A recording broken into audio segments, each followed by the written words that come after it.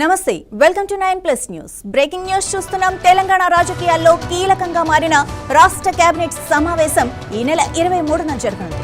ముఖ్యమంత్రి అధ్యక్షతన జరిగే ఈ మంత్రివర్గ భేటీలో పలు కీలక నిర్ణయాలు తీసుకునే అవకాశం ఉంది. ముఖ్యంగా రెండో దశ ఇందిరమ్మ ఇళ్ల పథకాన్ని జూన్ 2 నుంచి ప్రారంభించేందుకు ప్రభుత్వం సన్నాహాలు చేస్తుండగా లబ్ధిదారుల ఎంపిక విధి విధానాలపై కేబినెట్ లో చర్చ జరిగే అవకాశం ఉంది.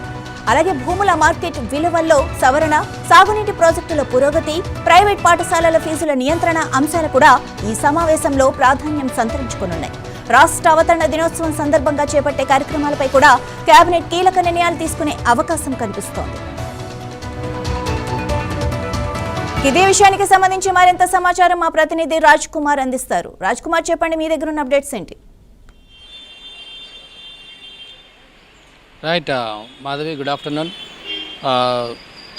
రేపు రాష్ట్ర క్యాబినెట్ భేటీ జరగాల్సింది. అయితే సరస్వతి పుష్కరాల నేపథ్యంలో ఇది కాస్త 23వ తారీఖు వాయిదా పడింది. ఇది యాదగిరిగుట్టలో లేదా హైదరాబాద్ సెక్రటరియట్లో జరగవచ్చు. సో రెండిట్లో ఏదైనా ఒక ప్లేస్ త్వరలో మరికాసేపట్లో అధికారికంగా ప్రకటించుతున్నారు.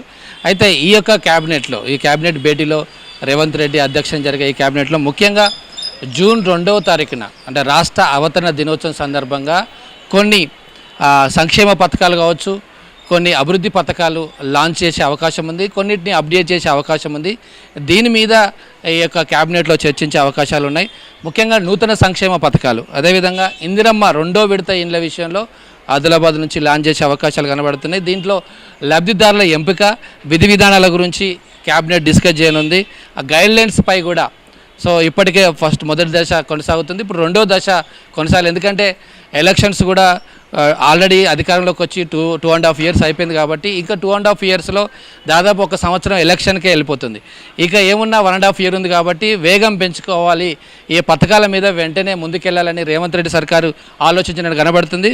ఇందిరమ్మ ఇళ్లతో పాటు కొత్త పెన్షన్లు, ముఖ్యంగా కొత్త పెన్షన్ల కోసం చాలామంది వెయిట్ చేస్తున్నారు. దీంతోపాటు ప్రైవేటు పాఠశాలల ఫీజుల నియంత్రణ మీద కూడా ఆ యొక్క ఆకునూరు మురళి ఆధ్వర్యంలో ఒక కమిటీ రిపోర్ట్ కూడా ఇవ్వడం జరిగింది. దీని మీద కూడా విధి విధానాలు ఎలా చేయాలి, దీని మీద బిల్లు కూడా పాస్ చేసే అవకాశాలు ఆమోదించే అవకాశాలు ఉన్నాయి. తర్వాత ఇటీవల మోడీ పిలుపునిచ్చారు, పొదుపు మంత్రం చేపట్టాలి అని అన్ని రాష్ట్రాలకు అధికారికంగా సర్క్యులర్ జారీ చేయడం. దాని నేపథ్యంలో కూడా ఈ క్యాబినెట్లో ఎలా పొదుపు చర్యలు తీసుకోవాలి, వెహికల్స్ తగ్గించడం కావచ్చు, అధికార పర్యటనలో పొదుపు ఎలా చేయాలనే దాని మీద కూడా ఈ క్యాబినెట్లో డిస్కస్ చేసే అవకాశాలు ఉన్నాయి. 2 లక్షల కొత్త పెన్షన్లు ఇవ్వాలని గవర్నమెంట్ ఆలోచన చేస్తుంది. దీని మీద కూడా డిస్కషన్ చేస్తారు. అదేవిధంగా ఉద్యోగులకు నగదు రహిత వైద్యం, దీని మీద కూడా క్యాబినెట్ డిస్కషన్ చేయనుంది. దాంతోపాటు జర్నలిస్టులకు ఇల్లు ఇవ్వాలనే ఒక ఆలోచన కూడా ఉంది. దీని మీద ఆల్రెడీ ఇప్పటికే డిస్కషన్ జరిగింది. సో ఈ క్యాబినెట్లో కూడా దీని మీద ఒక డిస్కషన్ చేసి ఫైనల్గా విధి విధానాలు కావచ్చు ఏం చేయాలనే ఆలోచనలో కూడా ఉంది గవర్నమెంట్. సో మొత్తం మీద ఈ గవర్నమెంట్ వచ్చేసి మనకు కీలకమైన భేటీ కాబోతుంది. ఒక విధంగా కేంద్రంలో చాలా వస్తూ ఉన్నాయి, ఈ చమురు రేట్లు ఎక్కువగా ఉన్నాయి, పెట్రోల్ డీజిల్ రేట్లు పెరిగాయి ఇప్పటికే. అదేవిధంగా రాష్ట్రంలో కూడా ఇప్పటికే రాజకీయ నేపథ్యంలో గవర్నమెంట్ పరంగా కొన్ని కొత్త సంక్షేమ పథకాలు రావాలి. ఇప్పటికే ప్రతిపక్షాలు ఆరోపిస్తున్నాయి. ఒకవైపు రైతు భరోసా విషయం కావచ్చు, పెన్షన్ల విషయం కావచ్చు, ఇంకా మిగతా అంశాలు మీద ఒకవైపు బీజేపీ, మరోవైపు బీఆర్ఎస్ ఆరోపిస్తున్న నేపథ్యంలో ఈ క్యాబినెట్ భేటీ అయితే కీలకంగా మారనుంది.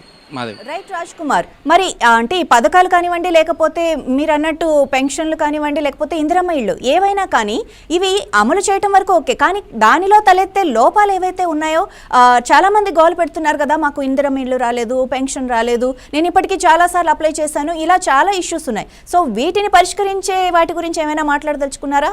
వాటి గురించి ఏమైనా చర్యలు తీసుకోబోతున్నారా?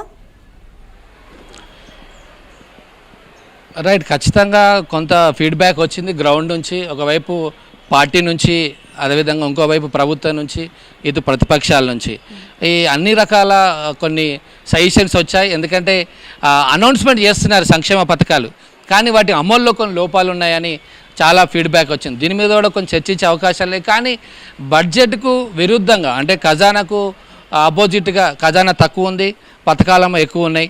సో దీని మీద కూడా కొంత ఇబ్బందిగా మారింది గవర్నమెంట్కి. ఎందుకంటే ఒక పథకానికి నిధులు కేటాయిస్తే మరొక పథకానికి ఇబ్బంది ఉంది. ఇక్కడ ఖజానా చాలా మైనస్గా ఉంది అని చాలాసార్లు స్వయంగా సీఎంఏ ప్రకటించారు. ఈ నేపథ్యంలో అక్కడక్కడ కొన్ని పథకాల్లో లోపాలు కనబడుతున్నట్టుగా కూడా వినబడతా ఉంది. అది కూడా చాలా కంప్లైంట్ కూడా వచ్చాయి. సో సాధ్యమైనంత వరకు ఎక్కడైతే తక్కువ బడ్జెట్తో అంటే తక్కువ కేటాయింపులతో ఏదైనా పథకాన్ని ఫుల్గా రన్ చేయాలనే ఆలోచనలో ఉంది. ఒకవేళ ఎక్కువ బడ్జెట్ అయ్యే అవకాశాలు లేదు, దాన్ని కొంచెం స్లోగా చేసే అవకాశాలు ఉన్నట్టుగా మనకు కనబడుతుంది.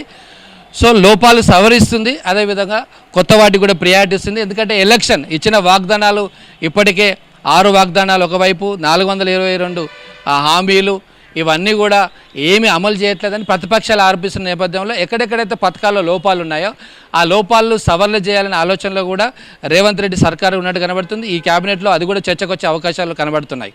రైట్ రాజ్ కుమార్, మీరు అన్నారు ఇందాక పథకాలు ఎక్కువ ఖజానా తక్కువ అని. సో ఖజానా తక్కువ ఉన్నప్పుడు మరి పథకాలను ఎలా ఫుల్ఫిల్ చేస్తారు? అంటే ఖజానాను నింపే ప్రయత్నాలు ఏమైనా స్టార్ట్ చేస్తారా? ఖచ్చితంగా, ఎందుకంటే అధికారులు రాకముందు చాలా హామీలు ఇచ్చారు, చూసుకోకుండా. ఇప్పుడు మనం తమిళనాడులో కూడా అదే పరిస్థితి. విజయ్ చాలా హామీలు ఇచ్చాడు, వెంటనే ప్రమాణ శిఖరం అయిన వెంటనే ఆయన కూడా అన్నాడు ఖజానా ఖాళీగా ఉంది, చాలా అప్పులున్నాయి, 10 లక్షల కోట్లు అని. సేమ్ మన తెలంగాణలో కూడా అదే పరిస్థితి. మరి దీన్ని ఎలా ఫుల్ఫిల్ చేయాలంటే రేట్లు పెంచే అవకాశాలు, ముఖ్యంగా భూముల రిజిస్ట్రేషన్ వాల్యూస్ పెంచే అవకాశాలు ఉన్నాయి. సో తర్వాత ఆర్టీఏ రాష్ట్ర రోడ్ రవాణా శాఖ కావచ్చు, మద్యం విషయంలో కావచ్చు, ఎక్కడైతే గవర్నమెంట్కు ఆదాయం వస్తుందో అక్కడ కొంత పెంచాలని, కొన్ని భూములు అమ్మాలని కూడా ఆ మధ్యలో వార్తలు వచ్చాయి. దాన్ని గవర్నమెంట్ కొంత విత్డ్రా చేసింది. దాని మీద కూడా అంటే భూ రిజిస్ట్రేషన్ల వాల్యూ పెంచితే రిజిస్ట్రేషన్ నుంచి కొంత డబ్బు రావచ్చు. అదేవిధంగా మద్యం విషయంలో కొన్ని రేట్లు పెంచాలి.